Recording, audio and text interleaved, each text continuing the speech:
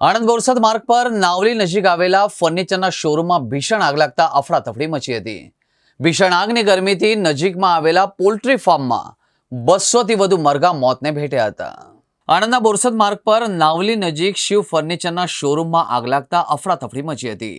શોરૂમમાં ધુમાડાના ગોટે ગોટા અને આગની જ્વાળાએ બહાર નીકળતી જોઈને આસપાસના લોકો પણ દોડી આવ્યા હતા અને ફાયર બ્રિગેડને જાણ કરતા જ ફાયર બ્રિગેડના લાશ્કરો પણ ઘટના સ્થળે દોડી ગયા હતા।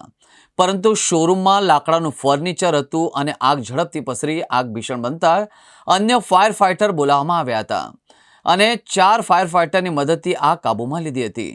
ભીષણ આગની ગરમીથી પાછળ આવેલા એક પોલ્ટ્રી ફાર્મમાં 200થી વધુ મરઘા મોતને ભેટ્યા હતા, જ્યારે દુકાનના સોફા, પલંગ, ખુરશી સહિત ફર્નિચર આખું બળીને ખાખ થઈ ગયું હતું, જેથી ભારે નુકસાન થયું હતું। આણંદ ફાયર બ્રિગેડમાં સ્ટેશન ફાયર ઓફિસર તરીકે ફરજ બજાવું છું। નાવલી ગામે પીઠાનીમાં જે આગ લાગેલી એવો કોલ ફાયર બ્રિગેડને મળતા ફાયર બ્રિગેડની એક ગાડી તુરંત અહીં આગળ આવી ગયેલ અને અહીં આગળ આગ બુઝાવવાની કામગીરી ચાલુ કરેલ। પણ તે દરમિયાન આ એક ફર્નિચર બનાવતું એટલે એકદમ સૂકું લાકડું એટલે આગની વિકરાળ સ્વરૂપ લઈ લીધેલ, તેથી અમારા બીજી ફાયરની જરૂર પડેલી। 3 બીજા ફાયર ફાઈટર અહીં આવેલા, ટોટલ 4 ફાયર ફાઈટર આવીને પાણીનો મારો મારીને આગ સંપૂર્ણ રીતે કંટ્રોલ કરી આપેલ છે।